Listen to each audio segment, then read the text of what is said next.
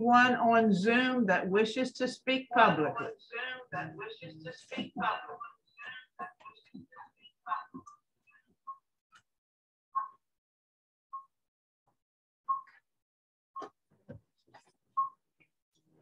Hearing none, we'll move on to number 2, the consent agenda. What's the pleasure? Motion to approve the consent agenda. Any discussion? Hearing none, all in favor signify by saying aye. Aye. Any opposed? Hearing none, motion carried. Payroll change notices. Motion to remove them from the agenda. Motion's been made to remove the payroll change notices from the agenda. Any discussion? Yes, ma'am, unless we have written authorization for Parks and Rec to hire these people. And why we are approving to hire people for Parks and Rec. They do not work for us, so I would love an explanation why they're on the agenda. In the packet, Susan, that you have, Director Mike Volk did send a letter asking us to approve these hires for the fall or for the basketball. We don't approve hires. He requested it because that's how it's been done in the past. Motion to approve. Mr. Attorney, would you please explain that we do not approve hiring? Yeah, as we've talked before, Parks and Rec is to operate autonomously. Now, recall the caveat there was things have been done a certain way. There's a transition period to getting them independent, and hopefully we're working to do that. I believe we are. I have yet to see anything. It's been over 3 months. I don't think they want to do that any longer for some reason or other. Well, by code, they are work autonomously. Would be nice if they come and talk to the commission.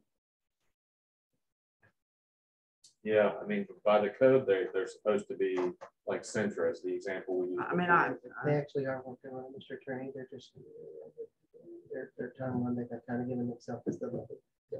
Okay. There's still any reason they can't do this hiring and not us.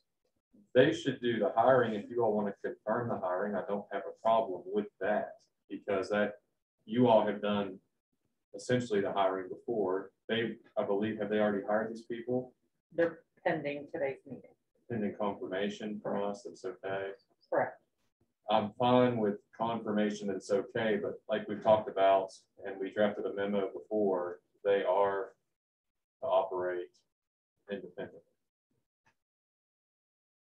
Motion to approve confirmation. Where is Mr. Cook's letter?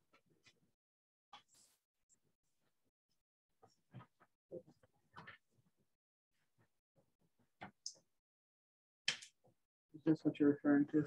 Yeah.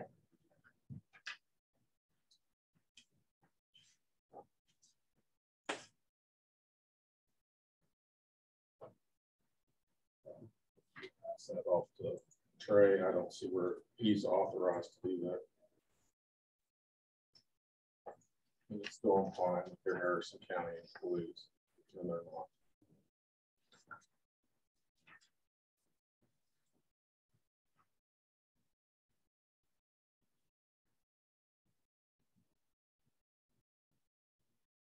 As long as we keep baby in this situation, it's just going to stay the way it is. Just because we've done it wrong for the last 20 years doesn't mean we can't stop and fix it. But my other two commissioners, for some unknown reason, do not want to fix it. It's not that I don't want to fix it, Mr. Hinkle. There is a lot entailed in doing it. What would that be? Well, that would be who's going to do their payroll? How is their insurance going to be done? Oh, you've got the answer. Let's hear it. A work session, something that this commission loves to talk about but never does. Well, because, well, that's okay. There's two motions on the floor. Mr. Treecross, would you? Of course, we'll go with your alls, not mine. Because his was the last motion. Which motion was last? Was it Commissioner Treecross? Then we'll address his, and then we'll address.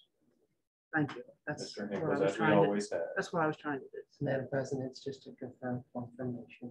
Okay. As Mr. Book requested. Okay. The motion is to confirm the hiring for the park. I don't know what you want to say.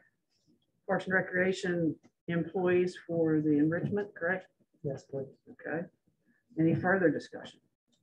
Yes, ma'am. I'd like to make an amendment to my agenda that we recognize these people as employees of Parks and Rec and recognize that Parks and Rec would like to hire them, and we are not responsible for their pay. Okay, please note that in the record, will you?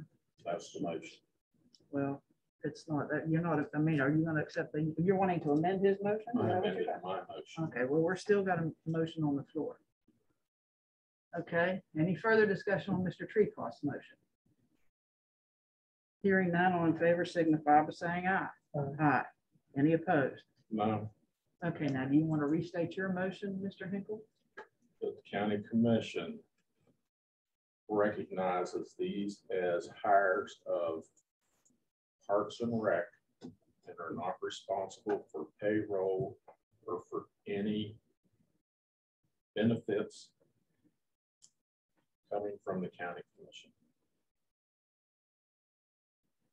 So your motion is, I'm sorry, I missed the first. We recognize them being hired by Parks and Rec, But they don't get. but they're they not- are not our employees, and their pay does not come out of Harrison County Commission's money, or do we recognize them for any insurance or retirement out of our funds? Okay. Motion by Mr. Hinkle as stated. Any discussion? We'll wait for a vote. Oh, okay. Hearing none, all in favor signify by saying aye. Aye. Any opposed? No. Okay, On a roll today. we're just getting started. No comment. I think if moving forward, a work session would be helpful with them to kind of at some point, but we need to pick a date and we need to talk about it. Well, that seems to be the problem. Mr. Hinkle, we have issues. He's only available on certain days and What's just Mr. there? Cost isn't, and you're not. no, actually, I'm pretty much available anytime. But we need to look I at it. didn't see any dates come from you for a work session or from Mr. Treecost. Well, you know, we're not here to argue about a work session or not. If We we're will not, take it's that just under, just a recommendation. we'll take that under, what I'm not necessarily advisement, and we will go from there. Thank you, Trey. Appreciate it. Okay, moving on. Number 4, minutes and or amended minutes of the previous meeting. What's the pleasure? Do we have any? No, we have not. Okay. Requisitions, purchase orders, and invoices as found on Exhibit A, vendor requisition list of payments. What's the pleasure? Motion approved. Motion to approve the requisitions, purchase orders, invoices as found on A. Mhm. Any further, any discussion? Hearing none, all in favor signify by saying aye. Aye. Aye. Any opposed? Okay, hearing none, motion carried. Number 6, exoneration, corrective tickets for joint property applications as shown on A. I guess it's just exonerations. What's the pleasure? Motion approved, please. Motion to approve the exonerations. Any discussion? Hearing none, all in favor signify by saying aye. Aye. Aye. Any opposed? Hearing none, motion carried. Number 7, consideration of approval of a project fund requisition for Series 2019 bonds issued for Charles Point Economic Development District, Series 2015 A and B Development District, number 3 White Oaks Project, number 2 Series 2008A Charles Point, number 2 North Land Bay Improvements, A and B. What's the pledge? Motion approved A and B, please. Motion to approve number 7 A and B. Any discussion? 1 and 2 under B as well? Yes, please. Okay. Any further discussion? Mhm.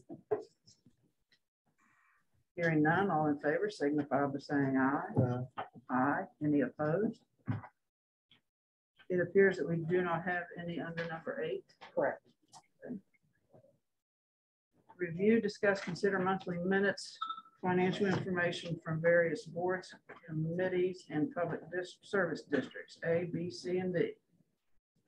Motion approved A through D. I'd just like to point out that Greater Harrison has found a home for Mr. Tree costs us $8 million in the minutes of Greater Harrison. Sure, the people of Quietdale appreciate that. Any further discussion? Hearing none, all in favor signify by saying aye. Aye. Any opposed? Hearing none, motion carries. Review, discuss, consider bringing on 4 to 6 IT interns from local colleges. Motion approved, bringing on 4 to 6 IT from colleges. Motion to approve bringing on 4 to 6 IT interns from local colleges. Any discussion? Just Yes, a ma'am, I'd compliment. like to hear from the department that this is something that they have time to do and work with. No, not Madam President. I'd like to also compliment them when they're Charlie was supposed to be down here. going in this work for them. That's pretty cool. Yes, Charlie and I have For talked these unpaid internships. unpaid internships from local colleges. I'd like to hear from Charlie, please. Well, was it Madam President, like 12? Sure. No, I'd like to wait for Charlie, please. Well, can you find out how long Charlie will be?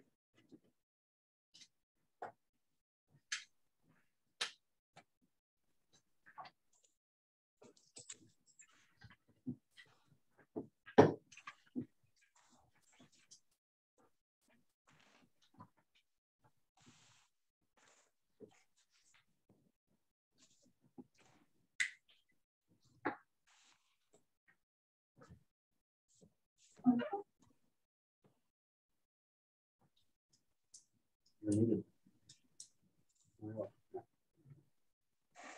Move away.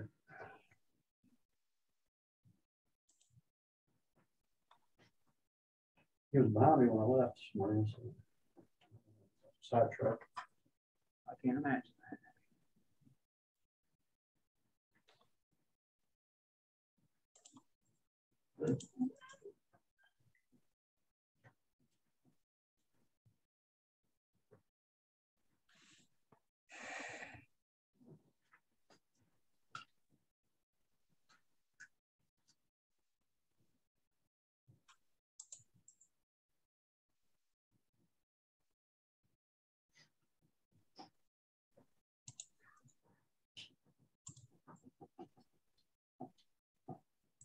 What do you have to say about the interns?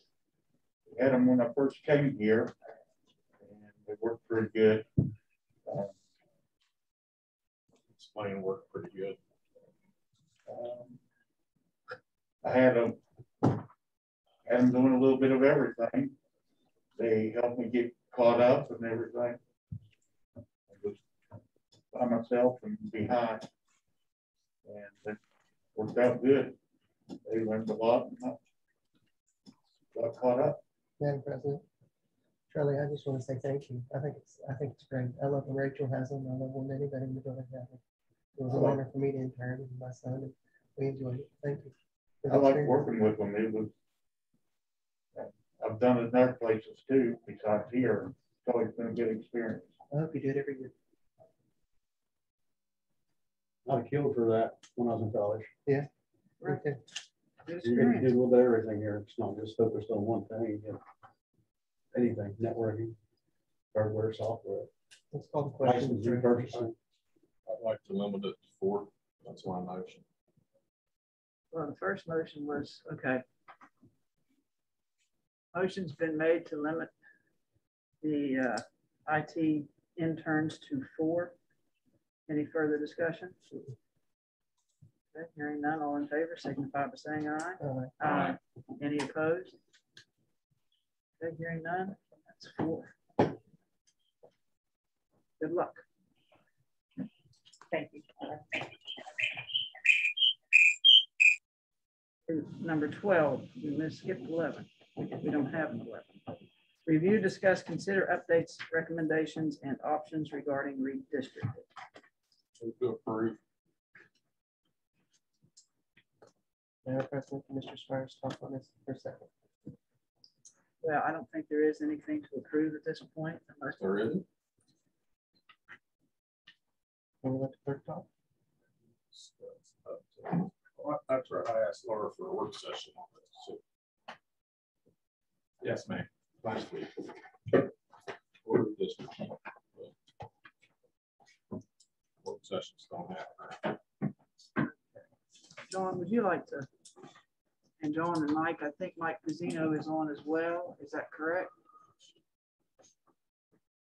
Oh, that's all made up for him. Mike P up there. Yeah, John, go ahead. So, as you're all aware, due to legislation, we're going from 48 delegate districts being split into 4. We'll go from 48 to 69, 70, 71, 72. There's a handout, the color sheet of paper there too, and we'll show you the map here. But the color handout kind of illustrates the dark blue lines are our precinct lines as is right now. The colors within them, there's kind of a light blue, a darker blue, and a pinkish and an orangish color. Anywhere those lines intersect with house lines, that means we need to make an adjustment. You're not allowed to have precinct lines cross over house lines. I've talked to a lot of folks about this. One of the main reasons we have so many changes is the legislature failed to honor a lot of our city boundaries. I have been told that the reason that happened was that they were working from old census data. I've confirmed with the Secretary of State's office and some other folks that we did in fact submit correct and updated census data. So there's just a disconnect there. Either way, they acted off old maps. As a result, they followed some city lines that didn't quite mesh up with what we currently have. So we have to make a lot of adjustments, and that's where we are today. My recommendation, based on the fact that we have a special levy coming, and we have a few proposals we're preparing in case the commission desires that. But my recommendation is to affect as few voters as possible. So that's kind of what Mike and I have attempted to tackle up to this point. What you're seeing on the screen up there are all of our current precincts adjusted to the new House district lines. In some cases, they split a precinct entirely in half. So you have a couple of options there. You could split it into, let's say 114, for example, we have a 114B. So you can still have all those folks go to the same location, but you need 2 sets of workers. So you're effectively adding a polling location. And we know that, over time we've tried to reduce the amount of polling locations just because of staff, how hard it is to get poll workers. We're not going to be able to avoid that. In some cases, we may be able to consolidate, put 2 together just because it's in the cards and it'll work out well for us. There's other instances where because the house line, segregates it, we have no choice but to create a new precinct. In a lot of instances, what we try to do with this proposal is absorb whatever got divided into an existing precinct as opposed to creating a brand new precinct. How many precincts will you go to with this? Currently 66. There's probably, I'm just going to give a rough guess that we've added at least 2. And again, we can kind of look at those. We can shift. There might be instances where it's a better idea to add more. But we're trying to not do that just based on past knowledge of staffing these locations. And what happens, of course, if you have all these voters going to the same location, even though they're technically 2 precincts, what's going to happen is they have different ballots that they get. And I mean, as well as anyone, you really want to keep that stuff separate. You don't want to rely on poll workers to make sure that the person coming in the door gets the right ballot. You just want to make sure they go to the right table, and it takes a lot of the guesswork out of it. Previously, we were very fortunate. We only had 1 House and 1 Senate. Now it's got to make sure everybody gets the right ballots down. And he is up against time constraints due to the January election.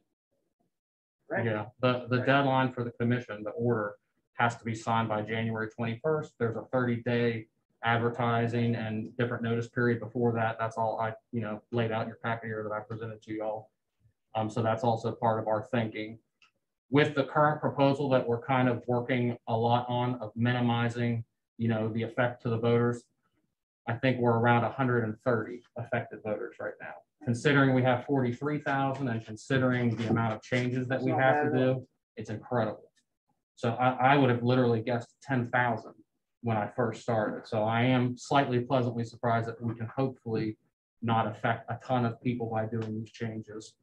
And due to the time constraint, we really want to make sure we get it right. I think if we undergo massive changes, we open ourselves up to a lot of potential for errors, and we will start. What kind of errors, John? Well, for example, we have, the special election going on. So we have, let's say right now, about 40 folks that have requested absentee applications. So, right now, let's say you request one and you're in precinct 129B, for example. Well, when you send me your application, I have, okay, Mr. Hinkle has requested 129B. Well, if we redistrict and we change a lot of things, there's the potential that I have your application because you were in 129B. We complete redistricting because there's such a window and when you can accept absentees and send them out that your precinct changes. So that would obviously be a nightmare for trying to account how many ballots, and for the security of the election. So that's the number one pitfall that was pointed out to me by legal counsel, Secretary of State, that very well could happen if you undergo a lot of changes, in certain types of changes, I should say. So I've done my best with Mike Vivian to mitigate those changes so that we don't have those situations. Right, in this election, everybody gets the same ballot, but your precinct count will be off. Correct. So Now, when it comes to May, you got to know, you got to have it done. Right. So is this why Marion County moved their levy to the primary? I can't say for them for sure, but that could be. So that they can clean up their issues? That could be. And I've heard from what a lot of counties are doing is they're taking a similar approach to what I'm suggesting, and that, hey, let's get this done. Let's get it done correct. And then we can really dive into and make fine adjustments you'd want to make, if there's a desire to do so. It's just because of the timing, because of the special going on, it opens us up to a lot of potential issues that we can avoid if we just choose to work together and, kind of put our heads together on this. Mr. Clerk, do you think that you and the Commission President in the next 2 weeks could come back to us with a foolproof plan that would cross as many T's and dot as many I's as we could? I'm pretty close to that now, in my opinion. It's just the matter of the fine details of exactly how many will we add, how many will we take away. For example, as it stands now, we'd always understood that part of precinct 5 was outside the city limits of Stonewood, but part of it was inside. Well, when we look at our new, for lack of a better term, fancy maps and see actual accurate city boundaries, well, it appears that actually everyone that's registered there is inside. So that's an opportunity, for example, that we can get rid of precinct 5 and just have it precinct 4, where every single person in precinct 4 is inside the city limits of Stonewood. So there are opportunities where we maybe can take one away. There's going to be a few others that present themselves that maybe aren't opportunities that we'll have to add a couple. In rural areas, you really have to be careful about, there's language in code about creating a burden. That obviously is probably pretty highly debatable as to what a burden actually is, but we could leave that to attorneys. But that's something to think about. John, when does this need to be finalized by? The 21st is the final day that you all have to sign the order. And then there's a claim, there's a public comment, so to speak, period before that. So really the 21st is the absolute deadline that you have to sign the order and say, hey, this is what we're doing of January. Yeah, January 22nd or 21st rather. And then there's a 30-day public comment period. So we need to produce a notice, put it in the paper. You also have to post various notices in magisterial districts. We have 6 currently. You go to a place in all 6 magisterial districts and say, hey, we're considering this. And same thing with magisterial districts. We're not really altering them very much at all. We're being as minimal as we possibly can. Magisterial districts and precincts, they differ. Magisterial districts are based on the actual population of everyone, and precincts are based on actual registered voters. So there's a little bit of a discrepancy there, but we have adjusted some in this proposal. You're seeing there the chunks of our house lines. We have adjusted some magisterial lines because we didn't want them to cross a house line, but very minimal. So we have looked at that too, but I think we're fairly close to a proposal. We available the week of December 6th for a work session. I'd like to do it next week. do that next week, have a work session? I can do whatever you all like. This is very vital, and that it gets done, and Dawn has plenty of time to get what needs to be done. No, and I think if we sit down, I mean, I think it's a great idea. I think we sit down and I show you what it is that I understand and what I know. I think we can all kind of come to the same consensus that we really don't have too much of a choice. We don't have a lot of wiggle room. And I look at that as a good thing. I don't think there'll be a lot of debate on which way I should have gone. A lot of ways you just don't have a choice. You can either absorb it into an existing precinct or you can create a new one. So sometimes I just use my judgment there, but yeah, I'm happy to. I can't, discuss that. Monday, I cannot. When is it, Susan? Next week. I can do Monday. I can do late Monday. I can do Monday afternoon. That's all I can do. Do Monday afternoon. Okay. Tuesday, tied up. Wednesday, we don't have a commission meeting, so December the 1st is fine. We don't have a meeting No. next Wednesday.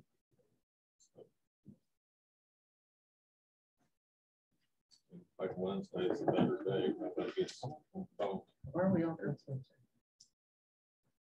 Originally, we had it where the commission meeting after a holiday, we would take off. That's how it's been done in the past. So whenever I came earlier in the summer, it's December 1st, and that was what I had on my schedule, or it should have probably been today. But yes, from what I understand in the past, and correct me if I'm wrong, Commissioner Nicole, we've always done. the Wednesday after a holiday, they've always done. Okay. Without doing research, I can't tell you. I've never heard of that before. I don't recall it either, but it is what it is. Well, we can have a meeting Wednesday. But we need to sit down. That's I why I think said with the work Wednesday all session- day is good for me for a work session. I mean, I don't care if we have a meeting too. It doesn't matter to me. I mean, how are we going to sign requisition? Still not worry about it every 2 weeks for over a year. And you made a pretty big deal about that. I'm just saying, we've been by it. And I don't know, are you all holding that special meeting Wednesday? What special meeting? I don't have a special meeting. Susan? No, I don't know of any special meeting. Oh, I don't care if we try to get Parks and Rec and have it all one day. That's fine, make our Wednesday into a work day session. well, I'm going to ask Park and Recs at our next meeting, because that's a really big board, for them to give us a date. I want to just give them a date, because it's be fair to them. I think we can discuss within ourselves what we want to keep and don't want to keep. I want them involved, and that would be respectful. And but you guys want to have a meeting Monday afternoon? Or what time? I really can't give you a time. Want to go to Wednesday then? That would be fine. You want to have it Wednesday at 10? Just have a work session instead of a meeting Wednesday again? That work for you? Yeah. Okay. No, Laura, we have a furniture meeting at 1. Yeah. Yeah. It's a work session Wednesday at 10. Or precincts. And when we also, John, will you have the dates? Can we pick dates for our notices for the magistrate districts and the other notices? We can, yeah. Okay. That's all stuff that the commission does, but we have some pretty decently drafted stuff already, so we're pretty close. I did hopefully a decent job of compiling what needs done and when, that way we don't miss anything. And so I think we're in good shape. I think this is a good first step. A lot of work. Okay, so nothing on Monday, work session on Wednesday. All right, and Laura, we can have meetings after holiday. Okay, anything else on number 12? What happened to 11? I can't answer. Was that the, I'm not sure exactly what 11 was without going back and looking at. Review and discuss and consider the adoption of an intergovernmental agreement between HCC and the Harrison County Solid Waste Authority for hiring and creation of a litter control officer and implementation of a counter litter control program. I believe that was removed because they weren't able to be here. Is that Yeah. correct? Yeah, he has the floor. He's not on. Who removed it? I did. I was told that nothing could be changed on the agenda after 11 o'clock on Friday. I have a written letter from our county director stating that nothing can be done after 11. When did this get changed? Well, we got to be respectful, David. So why would you want something on the agenda when the person that needs to be here cannot be here? Why was it put on the agenda before we knew he was going to be here? Well, how did we know that he was going to come down with something? So, We can't talk about it. well, we could talk about the person that's going to direct us. Well, right, I mean, we don't have an 11 on the agenda. It was taken off the agenda. I just So- want to know that I can take things off the agenda on Monday On that I my, put on. on my email that was sent out, it was nothing to be added after Monday or after I Friday. at 11. just said, I want to know that I can remove things from the agenda on Monday. Is that the new rule? I believe it was add anything, not remove. Am I correct? said, I want to know Mr. Treecost removed from an agenda that was His own sent to item. me on Friday at 3 o'clock. And I was not notified that the agenda had changed until 3 o'clock Monday. I want to know if it is now the rules of this commission that if you put something on the agenda, you have the right to remove it on Monday of the week of the meeting. Is that how we're going to operate? Before the agenda goes out to the public, absolutely. But not before it goes out to the commission. That seems a little weird. That you remove something, don't tell me that you're removing it. Don't tell Susan that it's being removed, but you send it out to the public to be removed. I thought on Fridays it was sent to us to approve the agenda. And I never heard back from, It was, nobody disapproved it. Monday, you changed the agenda. I wasn't asked if I approved it or if there was anything I wanted to change.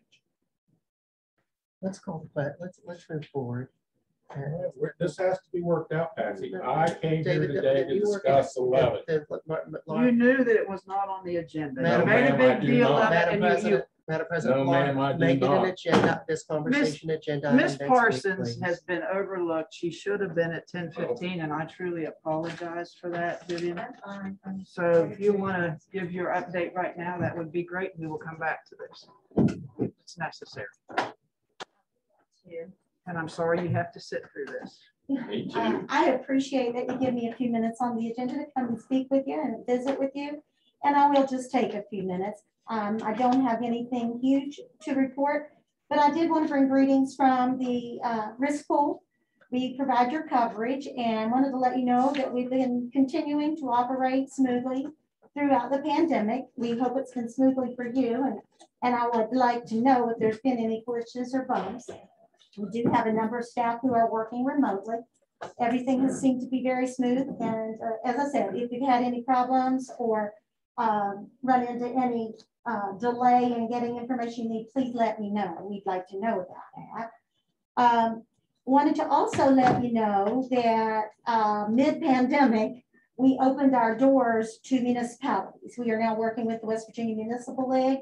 And of course, at one point it was the West Virginia Counties Risk Pool. It is now the West Virginia Communities Risk Pool. So municipalities, we can provide their coverage. And so if you have municipalities within Harrison County that you'd like for us to visit, you think might benefit from our coverage or some of our programs, please let me know. I'd love to go and speak with them. We also can cover volunteer fire departments now. We actually have one volunteer fire department participating. So if the county is a member, then your VFDs can also get coverage through the pool. And we'd love to talk to them. I wanted to share, I brought a couple things with me. I wanted you to share. Well, first of all, you'll notice you see no green and gold anymore. We're blue and gold. We've undergone significant rebranding, new logo, new colors, changed our website some. We have updated the website and we're providing, it's always been a very transparent site. You can, with your login and password, you can get to your loss runs, any of your claims information. You can look at financials. You can even go to the diary log with our adjusters, and if Laura would submit a claim, she talked to one of our adjusters at 9 that morning. By noon, you'd see that recorded. So you see conversations with the attorney, all of that stuff. You can follow your claims all the way through. We want to be very transparent with that information. It's your information, it's your insurance, and you are part owners of the pool. So only those people who have the password and login can get to that information. Of course, it's not public information. I wanted to provide you with our new members map.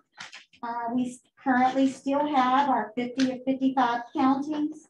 Let me go ahead and just give you all 3 of these so you're not getting that.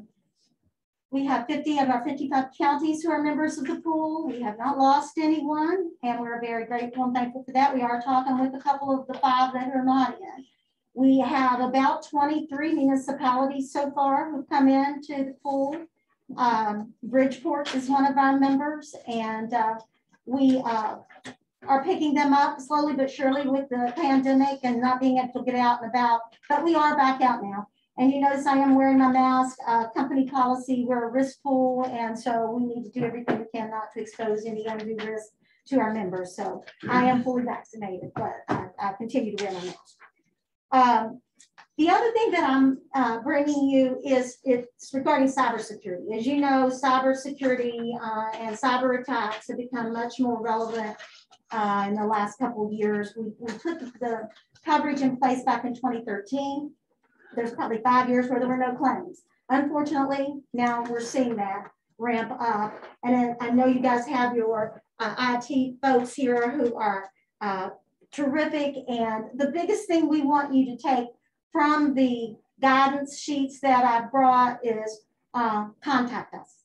If you suspect a breach, contact us immediately. We have and I want your IT folks to know, as well as you guys, if you don't already know, that we have a breach coach available to you. She is an attorney, and she specializes in cybersecurity. And from a legal perspective and from a liability perspective, she can walk you through processes and work with your IT folks and it can be during hours, after hours, Saturdays, Sundays. What I provided has the during hours number to contact us and also the after hours procedure. So we want to let you know that, we're here for you, and hopefully cybersecurity and breaches aren't something that you have to deal with, but we're just finding it becoming more prevalent, and hackers are getting smarter and changing their tactics constantly. And so we will also remind you that we do have some cybersecurity training. We have multiple training programs available, and I think all of you guys know that, so I won't go into that. But if you have questions, certainly I'll answer them, but we do have some cybersecurity training available, and it's for employees. And it's not your IT folks, they know what they're doing. It's just every employee in the courthouse who might touch a computer, what to be aware of, when you get certain things and they look a certain way, how to recognize that, and maybe you do some of your own cybersecurity training. But we are available, and Mike is constantly Mike Rezac, my cohort, is constantly revamping his cybersecurity training to match the new stuff that's out there. So if we can be of help in any way with that training or any others, just a reminder that it's all free to members. You're not charged for us coming and doing any kind of training. It's free to our members. It's part of being a part of a pool. Managing that risk is what it's all about for all the members of the pool, to maintain price stabilization. And so we provide everything that we can to help you do that. I don't really have anything else, just if you have any questions for me. Yes, sir. I noticed you do a lot of PSDs, and you do a couple in our county. Yes, sir. Eastview and Greater Harrison. Do you all go call on the PSDs, or do they have to call you? We can go and visit them. I'm out and about. If you have a PSD that you would like for me to talk with, if you send me a contact, I'm happy to make contact with them. Or you can give them my phone number and they can make contact with me, and we can set up an appointment. We work with the entities. Once the county's a member, any county created funded, oversight, any of those kind of entities, we can provide coverage. PSD, solid waste authorities, EDAs, rescue squads. The real key factor is it has to be an entity that has oversight by or funded by or created by the county commission. There has to be a link. And the same thing happens with cities. Cities and their other entities that have been created by the city that we can provide. I noticed that you all do Marion County Parks and Rec, you do a lot of parks and rec. Yes, we do. Throughout the state. Yes, we can.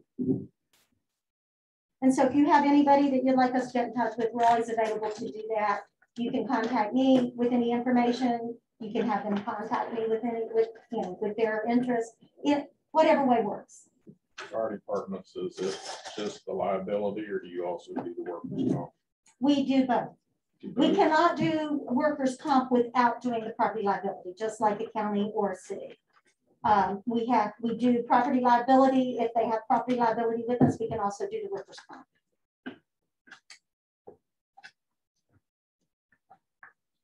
What's normally the reason why one of these entities don't go with you all? Cheaper, or they just don't want to be involved with you? There's multiple reasons. I would say the biggest reason that we have an entity get a proposal from us and then decide not to join might be a price factor. With the commercial world, they have the ability to go up and down, and certainly they're trying to keep their business. And the way we look at that as a pool, we're going to give the very best proposal that we can give with the lowest amount that we can financially safely provide, and we don't play any games. We don't make any changes after that. So if we can get you the lowest price, great. If we give you a proposal and your commercial carrier lowers theirs to keep you, then great, we've helped you get a lower price. Either way, we think that the public entity wins. The other reasons that they might not participate, we have a list of information that they have to provide to us before we can provide a proposal. So it is, and I have it if you'd like to see that list. Did you email that? I can, and I can leave a copy with her. I have some back here. I brought them.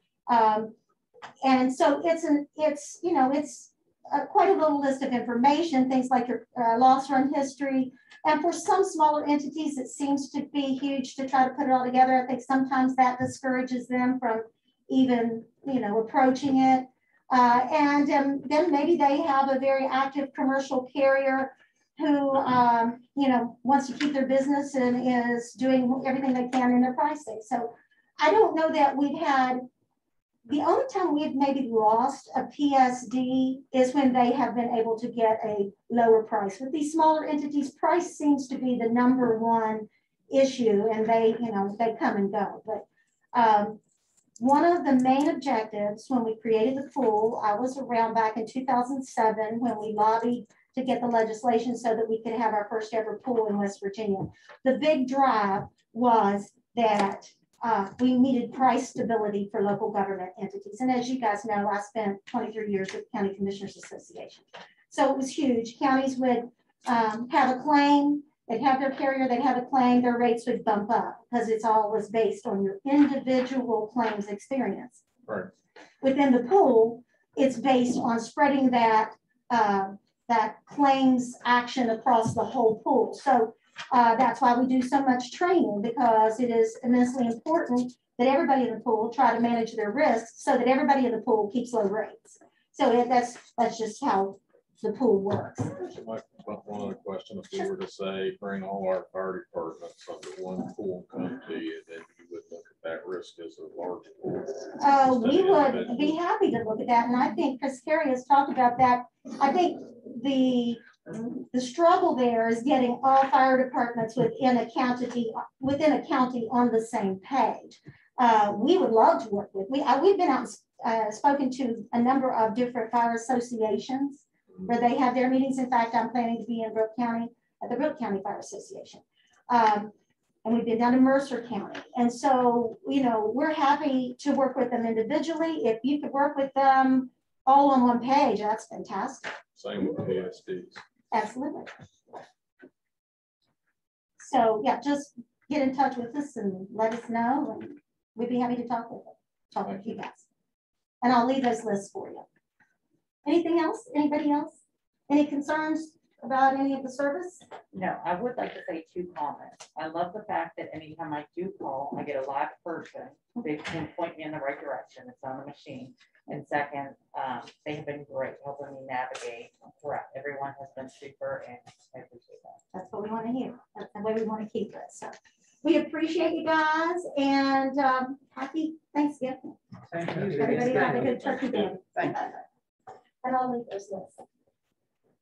Okay, we had at 10:30. Green Glen, you want to?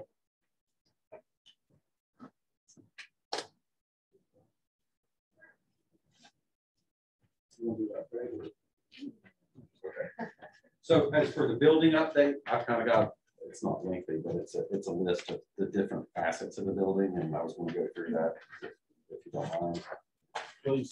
Okay, so up to yesterday, concrete wise, all basement slabs are done, and they got the ramp done in the last 2 weeks. So the ramp leading down to the basement parking buildings. You guys want to sit down? You don't have to stand. The stairs at the south end where the handicap lift is, it's a short set of stairs, but those are concreted now. Stair 2, which is to the rear of the building, the metal all going up the altar floors was done a while back, but the concrete in the stair pans got done in the last 2 weeks. Interior wall framing where the office build outs are, they're almost finished on the first floor. They're claiming 98%. And on the second floor, 90% of the wall framing for the offices. Exterior wall framing on the outside, of course. North side is done, including plywood sheathing. East side is done, including the plywood sheathing. And now they're working on the south and the west side, and they're starting from the 3rd floor to the roof, but then they're working their way down. The masons have started the brick on the east side, and they've just got a couple courses up. Brick on the north side is about 80%. They've started stone on the south side of the building and got it up to 1st floor level. And the stair up on the roof is brick. Roofing is 95% done, so we're dried in for when the rain comes. They've still got some coating and metal to get around it. The roofing, EPDM is what you call the rubber roofing. It's at 95%. Steel. Up on the roof, there's an equipment screen that goes around the HVAC unit, so you don't see them as much from the ground level. So that structure they've been working on that for a couple of weeks, and that structure that hides the screen, it holds the screen wall metal panels to hide the equipment. That is now done. Iron workers are installing the lintels and C channels on the northwest side. And stair A, which is the front, the steel is up to the 2nd level for that set of stairs. The electricians have the 1st floor roughed in at 80%. The switch gear in the basement is now set, and the conduit runs in the basement to the panels is almost done. Ductwork guys have been working pretty hard on the 1st floor and the 2nd floor. All the duct is run. 3rd floor, they're at about 60%, and in the basement, the duct is about 80%. And plumbers have installed all the waste piping all the way up through to the 3rd floor. And plumbing rough end, which would be your hot and cold for your sinks and toilets, that's at 95% on the 1st floor. So the plumbers, when they get the 1st floor roughed in, they'll move up to the 2nd floor. And finally, roof drains are tied in, so the rain, now that the rubber's on the roof, the rain has somewhere to go. It's going to go off site. So that's the update. Based on billings, it's right at 50%. So we consider the building 50% complete now. That's how the money is. They filled 50% of the money for the building. It will be on this pay application that I need to review today and get back with Bricon if I agree with it. If not, we tweak it a little bit. So I'm also reviewing their current pay application. On the design side, I'll work with Glen on any little minor things to come up on the building, but also on the furniture. Our interior designer has inventoried all the furniture except for community corrections, which we're going to do Wednesday morning. And so they have a spreadsheet of kind of all existing furniture. They've measured everything. So we're going to sit down Wednesday and kind of review department by department which furniture we're going to reuse. I think we're going to reuse more than what we planned on. So we're in the middle of that process. Any questions? The heating and air be up on the roof operating. I'll get with Rikon on the delivery of the units. I know the roof curbs are in place. So there's a scenario that you go through with, they put the rooftop equipment up, ductwork's in, controls are in, and you can control it. And at that point, sometimes the contractor says, I'm ready to run the permanent HVAC unit to condition the building. We have to go through and make sure that pre-filters are on all returns, that the biggest part of the dust producing activity is done. So it's kind of this collaboration between us, our mechanical engineers, which make routine visits, and the contractor as to when it's going to be operational. So I can't really say, but I'd say within a couple of months. In the meantime, they will bring in temporary heating units to heat each room, so you don't have to use your permanent units. Any issues on lead times for anything? I don't know. I mean, most of their subcontractors bought out everything they needed early. I'm having lots of trouble on my other projects, and this one has been going pretty smooth. Roofing wise, as far as insulation submittals, wise. like submittals for all that. You didn't just we jinx did it, did you, Glenn? a long time ago. Yeah, no, I mean, they've really been able to get everything they want. It's been pretty good. Yeah, it's remarkable. Yeah, they've done a good job buying the job out early and getting their items ordered.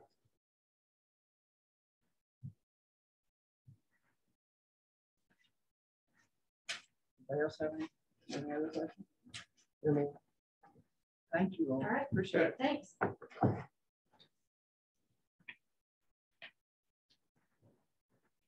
Okay, number 13, review, discuss, consider resolution authorizing acquisition of property from CSX Transportation, Inc. or its affiliates via condemnation eminent domain for the creation, connection, and preservation of the Harrison County, West Virginia, Parkersburg to Pittsburgh Rail Trail Initiative. Trey, do you want to go ahead and speak on this? Sure. This has been going on for, I believe, well since before my time.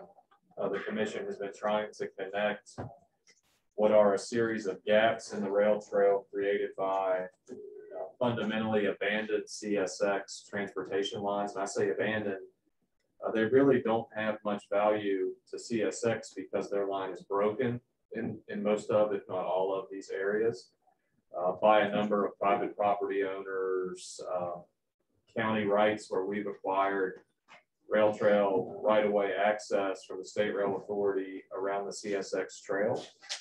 Throughout the last, Charlotte, 2 years, we have tried to repeatedly connect with CSX representatives, tried legislative approaches, we've tried grassroots, we've worked with our friends out of DC in some instances, but we haven't been able to get movement on getting CSX to a point where we can connect the line from west, coming from Parkersburg, to the north, headed towards the Pittsburgh trail. And that's what this speaks to and strikes to, is taking the first formal step to push this to condemnation, to acquire these interests from CSX.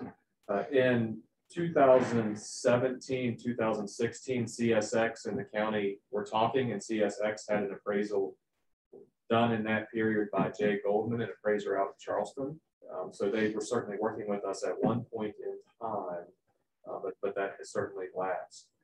So this would allow us to start the formal process of moving these issues ultimately into court, which is, it appears, going to be the only way to formally get them to allow us to complete the trail. We are attempting on the side, court's expensive, we try to avoid it. We're continuing to try to reach out to CSX through two contacts primarily. One is a land agent, the other is we're working back through the appraiser who performed the appraisal for CSX property, trying to get down to a contact in Jacksonville, Florida, because that's where CSX is based out of today. And so we're still trying to pursue that because condemnation is expensive. The appraisal process is expensive, but the time has come to get this started if you all want to, because otherwise it will just continue to hang out there. What questions do you all have about the process? This has been done in other places across the country. Closest to West Virginia, it's been done in the Akron-Canton area, where several public entities up there used condemnation eminent domain to acquire CSX and another transport company's trail. Commissioner Hinkle, you have your hand up, I'm sorry. Yeah, when we do this, you're saying it's 4.9 miles from Adamston.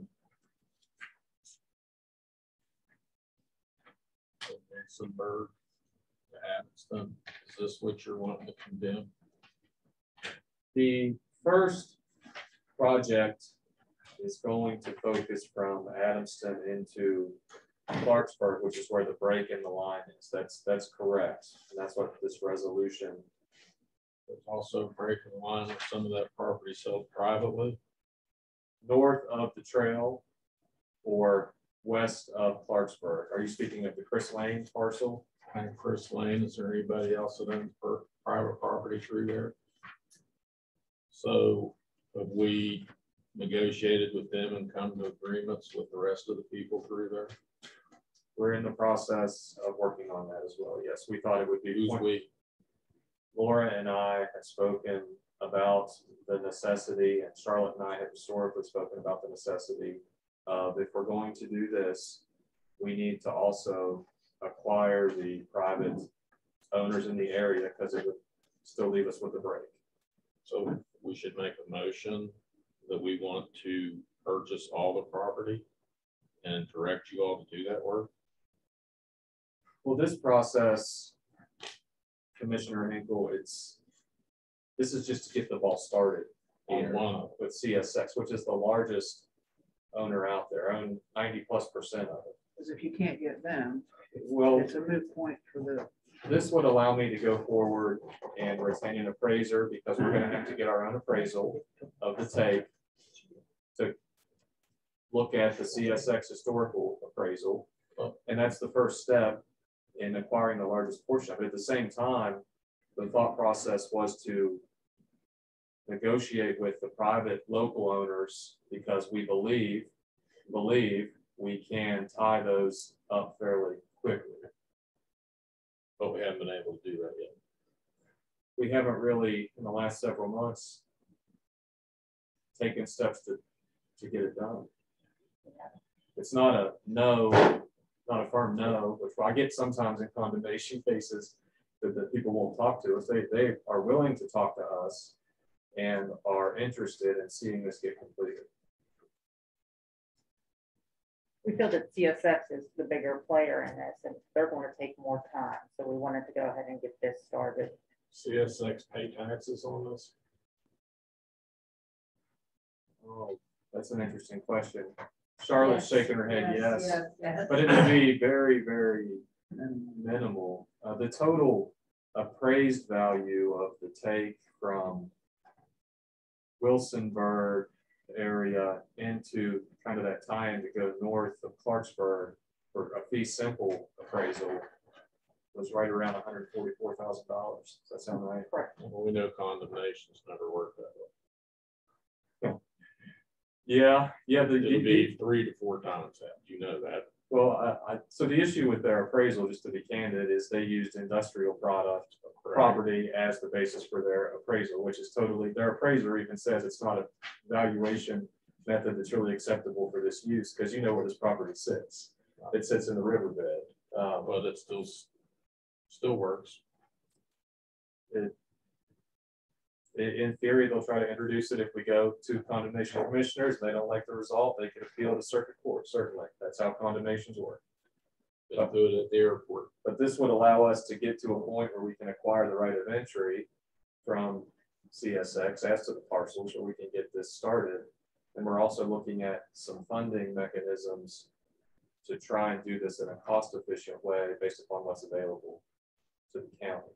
Well, I'll tell you where I'm confused at, Trey, is the state owns into Salem, correct? From Salem, that's state rail trail. The state rail authority owns a number of, I can't tell you if they own that. Charlotte would know better than I do, honestly. And then we own the land after that. Yes. The state owns North Bend Rail Trail. And where does it stop? It stops in Wilsonburg. At Wilsonburg.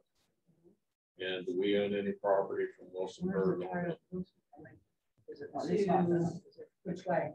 Parkersburg? No. No, not on that, not on that one. So we're gonna take CSX to court to extend the North End Rail Trail to Parkersburg for the state. Yes. So, Yeah. Potentially look into, so we're gonna spend our money to extend the state's. Why did the state stop where it came?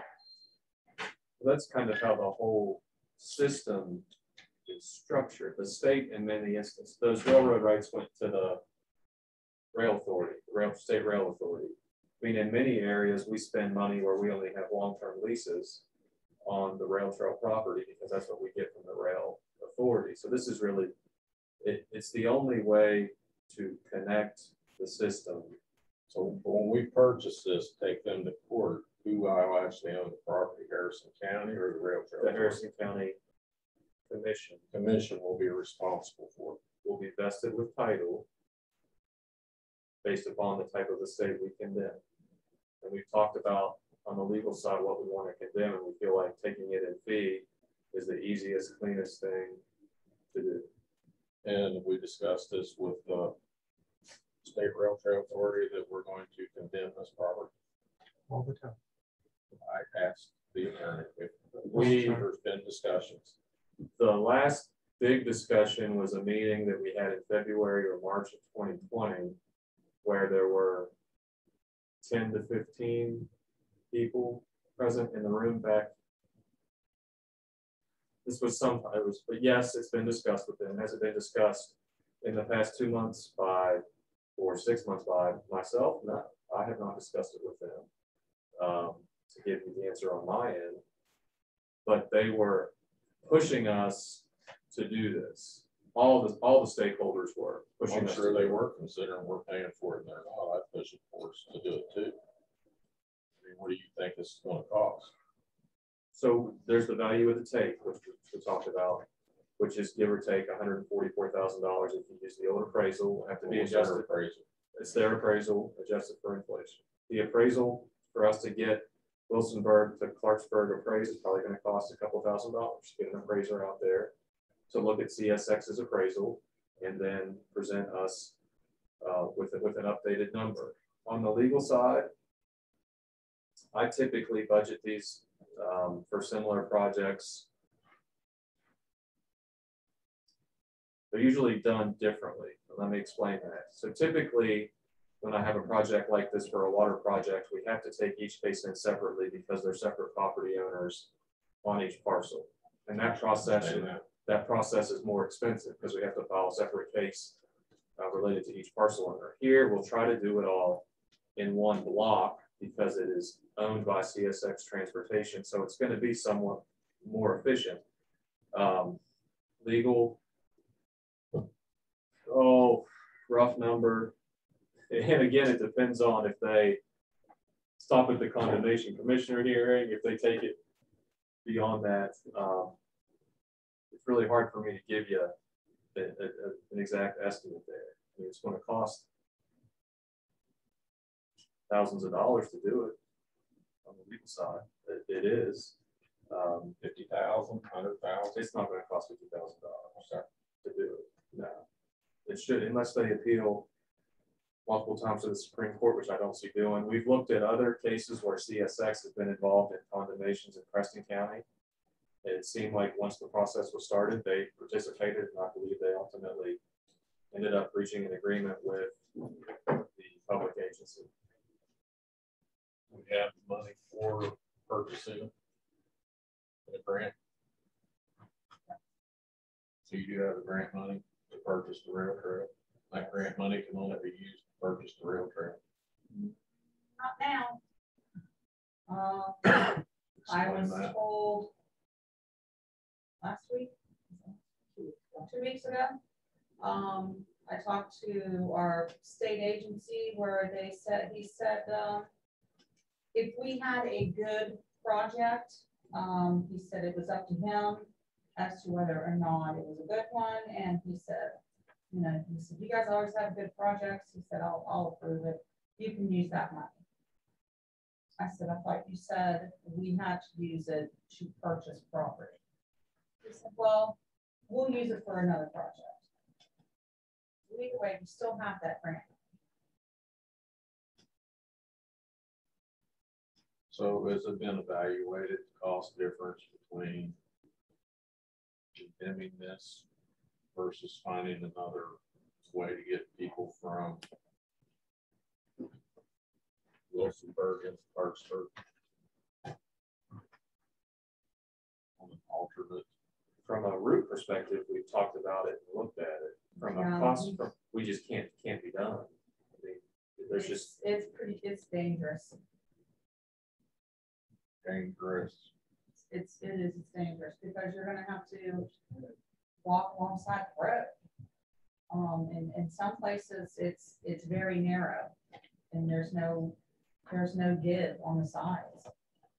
No way to put a bike lane in. Not in some places, no.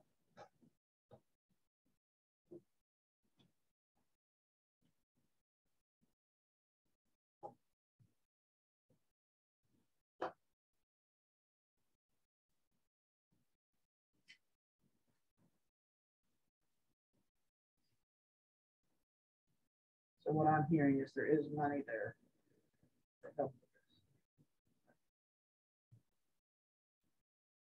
Madam President, we can make a motion to approve the process for negotiating, purchasing, and condemning all rail trail properties. Move forward. No, sir. But that's one of my other issues is that we're asked the CSX transportation parcels in Harrison County, West Virginia were abandoned decades ago, no longer serve the public good instead of become public liabilities.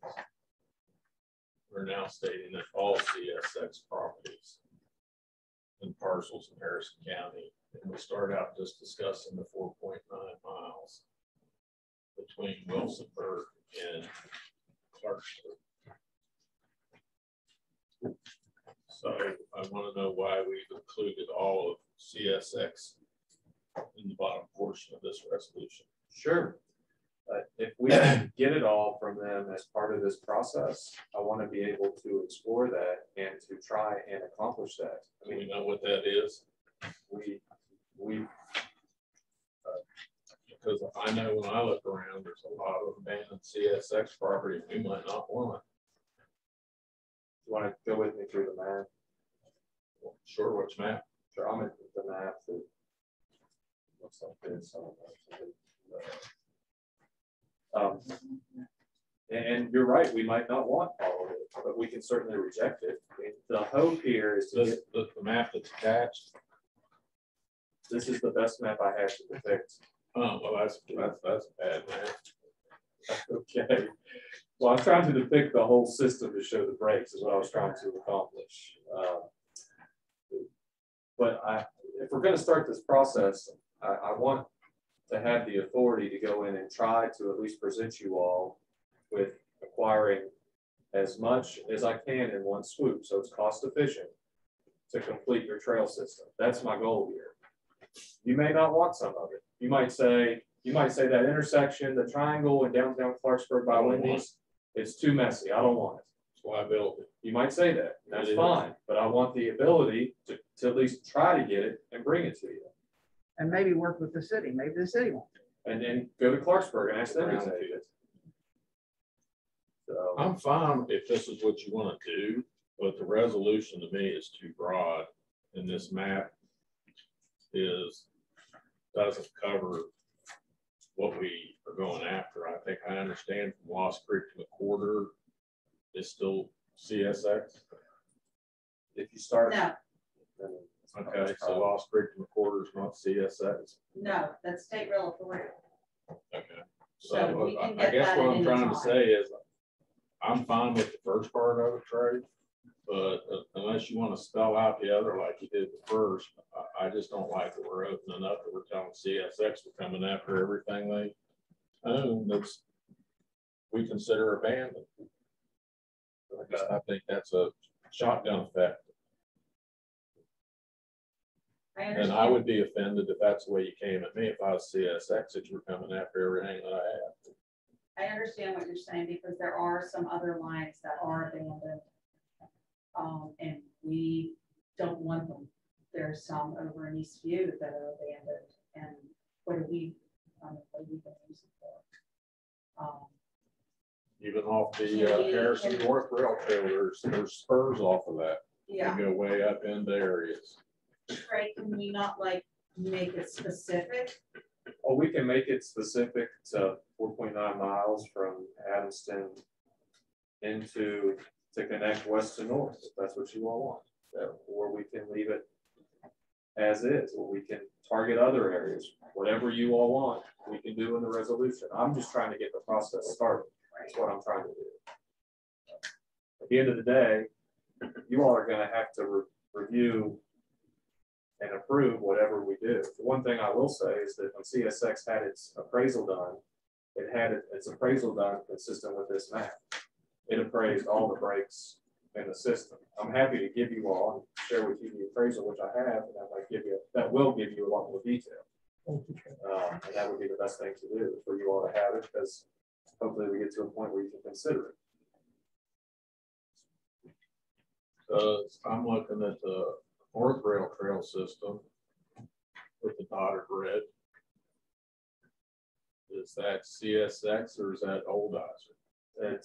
It's Goldizen, but it's not held by him personally. It's held by United International, I believe.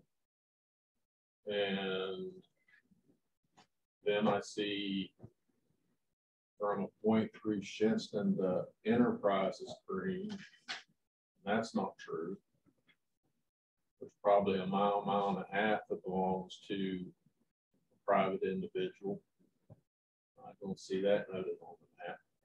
Are we going to go after that property and purchase it or do condemnation on it? Well, this just relates to CSX transportation. We're going to go for it. We're going for all of them. Going to try and close the trail. This is the first step. So is the plan to close from the North Bend Rail Trail up to the North Rail Trail at this point and not the South Rail Trail? We've always talked about the goal of closing the whole thing would be great. That's our ultimate end goal. We've always talked about that's the end goal is closing the whole system. CSX is the biggest stakeholder that we have to get past. And we've been trying for a while to get it started. But the goal is to get it all closed, north, south, west to east, and to Clarksburg. And we may have to involve Clarksburg to do that on the CSX parcels, especially the triangle down there near Wendy's. And we may need to get them to come in and take that, be responsible for it, and take on that project. Because if we get from west into Clarksburg done into the out by the ice cream place out there, Tony's, we've done them a huge favor driving traffic into Clarksburg. Call the question on the floor, Madam President. Your motion was to approve the resolution. Yes, please. Begin the process of purchasing property, condemning property, and negotiating. Well, I think right property. now we're just going to approve the resolution. Is that correct? Right. Motion's been made to approve the resolution as set out in number 13. 13 or 12. 13.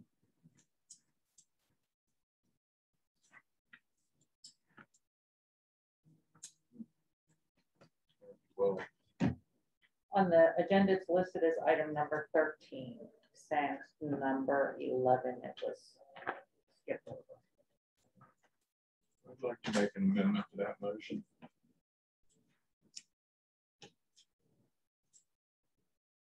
The resolution only be to authorize at this time until whoever this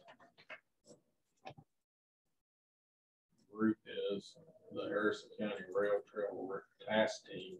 I'd love to have a list of who those members are.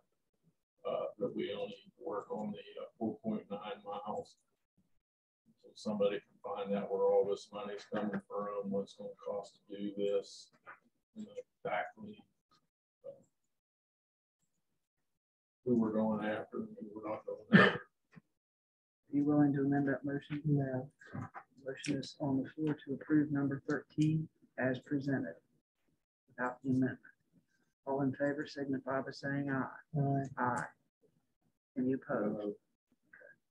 Please note the opposition. Motion carried. Number 14, administrators report.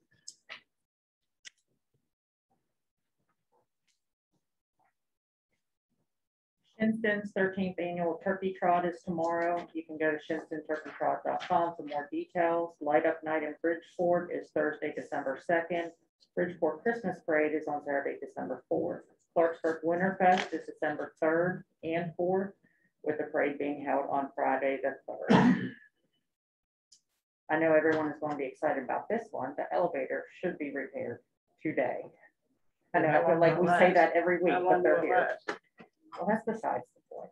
Hopefully the whole time.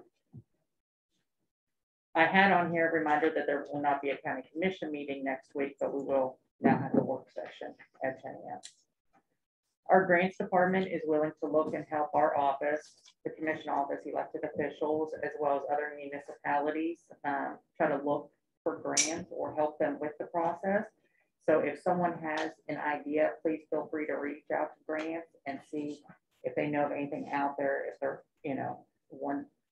if they want the help from them, they can. And they can also ask grants by emailing them at grants@harrisoncountywv.com. And I'm probably going to butcher the name, but Exator, which is an internationally recognized biometrics and identity management services, they're going to be opening a new office in Charles Point in Bridgeport. Originally, they're going to house about 10 employees, and then hopefully within the year, they're planning to have house over 100 employees. So that's a wonderful thing to have them come to our area. And other than that, I just want to wish everyone a happy Thanksgiving. Well, thank you, Ms. Angie. Number 15, commissioner comments. Mr. Treacock. Just Madam President, Monday I'll reach out to Mike Book. He's on vacation this week, and I'll see when the next meeting is, Park and Rec, and then I'll take to the next Park and Rec meeting, possible work session. That's all. I wish everybody a happy Thanksgiving.